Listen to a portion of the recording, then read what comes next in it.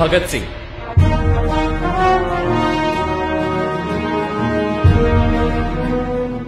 ఆ పేరు వినగానే రోమాలు నిక్కబొడుచుకుంటాయి.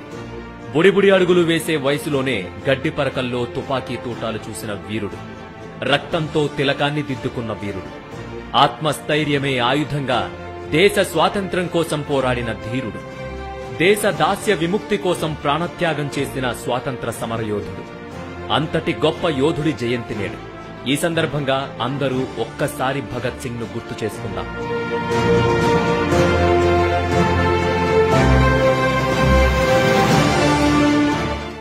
భగత్ సింగ్ 1907 సెప్టెంబర్ 28న పంజాబ్లోని లాల్పూర్ జిల్లా బంగా గ్రామంలో జన్మించారు.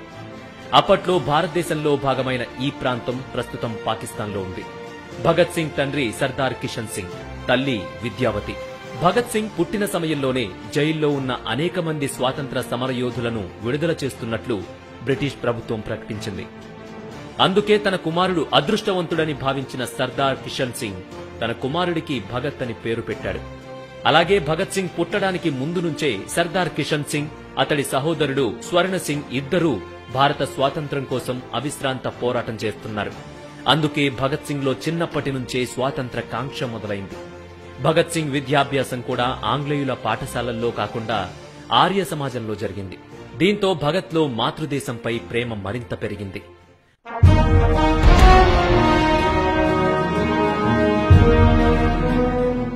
భగత్ సింగ్ 6 ఏళ్ల వయసున్నప్పుడు తండ్రితో కలిసి ఓ చోటుకు వెళ్లాడు. గడ్డి పరకలు నాటుతుండగా తండ్రి ఏం చేస్తున్నావని తనని అడగ్గా, తుపాకుల మొక్కలు నాటుతున్నా నాన్నా, అవి పెరిగి పెద్దయి తుపాకులు కాస్తాయి, వాటితో ఆంగ్లేయులను చంపి మనకు స్వాతంత్ర్యం తీసుకువస్తా అని జవాబిచ్చాడా పిల్లాడు. ఆ మాటలతో కిషన్ సింగ్ ఒక్కసారిగా ఉలిక్కిపడ్డాడు. తేరుకుని ఆప్యాయంగా భగత్ ను ఎత్తుకుని గుండెలకు హత్తుకున్నాడు. 1919లో జలియన్ వాలాబాగ్ ఉదంతం భగత్ సింగ్ లో స్వాతంత్ర కాంక్షను, ఆంగ్లేయులపై ఆగ్రహాన్ని మరింత పెంచింది. వేల మంది వీరుల రక్తంతో తడిచిన ఆ ప్రాంతపు మట్టిని తన తిలకంగా దిద్దుకున్నాడు. అప్పటి నుంచి స్వాతంత్ర పోరాటంలో నేరుగా పాల్గొనడం మొదలుపెట్టాడు. అప్పుడు భగత్ సింగ్ లాహుళ్లులోని డిఏవి కళాశాలలో చదువుతున్నాడు. అప్పుడే లాలా లజపతిరాయ్తో పాటు మరికొంతమంది విప్లవకారులతో పరిచయమైంది.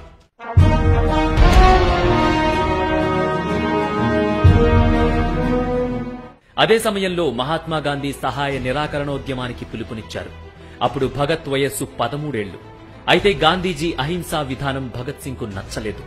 పోరాటంతోనే స్వరాజ్య స్థాపన సాధ్యమని నమ్మిన భగత్ సింగ్ కాంగ్రెస్ ను వదిలి హిందుస్థాన్ గణతంత్ర సంఘంలో చేరాడు. తక్కువ సమయంలో నాయకుడిగా ఎదిగాడు. ఆ తర్వాత బ్రిటిషర్లను వ్యతిరేకించే రైతులు, కార్మికులతో కలిసి 1926లో నవజవాన్ భారత్ సభను స్థాపించాడు.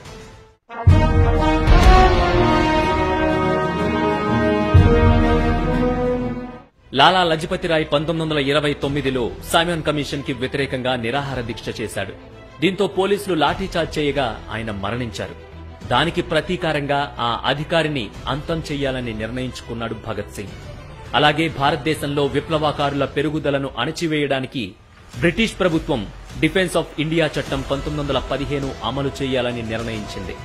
ఈ చట్టం పోలీసులకు స్వేచ్ఛనిచ్చింది.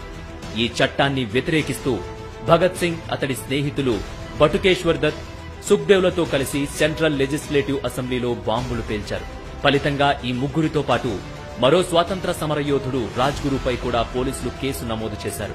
ఆ తర్వాత భగత్ సింగ్, సుఖ్దేవ్ దత్లను అరెస్ట్ చేసి కోర్టులో ప్రవేశపెట్టారు. కోర్టు భగత్ సింగ్ తో పాటు అతడి స్నేహితులు రాజ్గురు, సుఖ్దేవ్లకు ఉరిశిక్ష విధించింది. దత్ కు యావజ్జీవ శిక్ష విధించింది.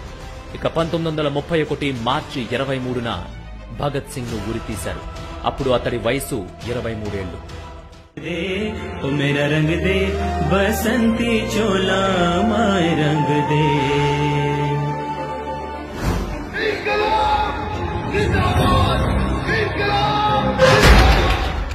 భారతదేశాన్ని బ్రిటిష్ దాస్య శృంఖలాల నుంచి విముక్తి కల్పించేందుకు చేసిన పోరాటంలో